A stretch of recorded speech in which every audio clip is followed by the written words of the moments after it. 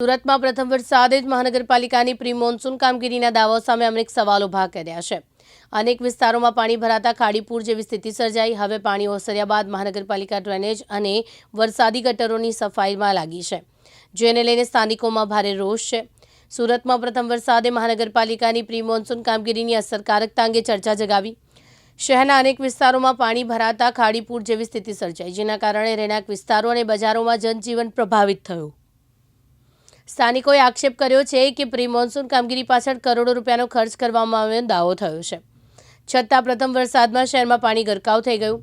ખાડીપુર બાદ હવે મહાનગરપાલિકાની મશીનરીની મદદથી ડ્રેનેજ લાઇન અને વરસાદી ગટરોની સફાઈ કરી રહી છે।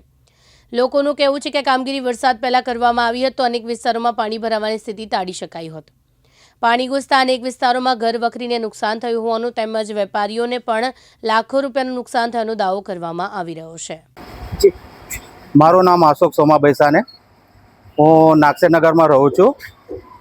જ્યારે ગયા મંગળવારે જ્યારે આપણા નાગસેનગર પાંડેસરા ઉધનામાં જ્યારે પૂર આવ્યો, અત્યાર સુધી કોઈ કોર્પોરેટર 4 કોર્પોરેટરમાંથી એક બી જોબ, એક તો સ્થાનિક કોર્પોરેટર છે આપણા નાગસેનગરના, એ તો હજુ સુધી અમને દેખાતા જ નથી। ખારે જ્યારે સરકારશ્રીના મંત્રી આવ્યા ત્યારે એમના પાછળ દોડતા થયા છે, પણ મહાનગરપાલિકા જ્યારે પ્રી મોન્સૂન કામગીરીનું આ બજેટ જે પાસ કર્યું હતું ત્યારે તો કશું કામ કર્યું નથી।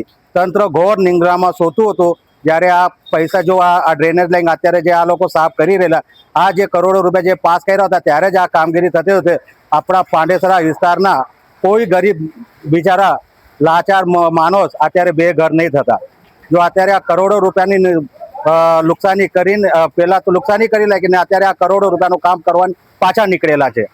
શું લાગે છે આગળ જે પ્રી મોન્સૂનની કામગીરી થવી જોઈએ તો ત્યારે નહીં થઈને અત્યારે જે ખાડીપુર આવ્યું ત્યાર પછી આ કામગીરી અત્યારે હું સાહેબ હું તમને એક જ જાણ કરવા માંગુ છું। અત્યારે આ નિંદ્રામાંથી જાગ્યા છે, નિંદ્રામાંથી જાગ્યા છે। અત્યારે નિંદ્રામાંથી જાગ્યા પછી લોકોનું જ્યારે ટોળું કોર્પોરેટરના ઘરે આપણા ધારાસભ્યના ઘરે રજૂઆત કરા ગયા ત્યારે આ બધા કામગીરી કરવા નીકળેલા છે।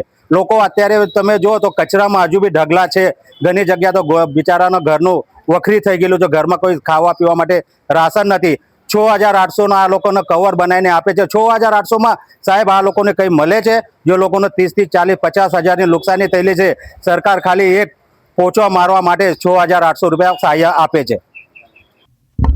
સાબિર સૈયદ, દિવ્યાંગ ન્યૂઝ, સુરત।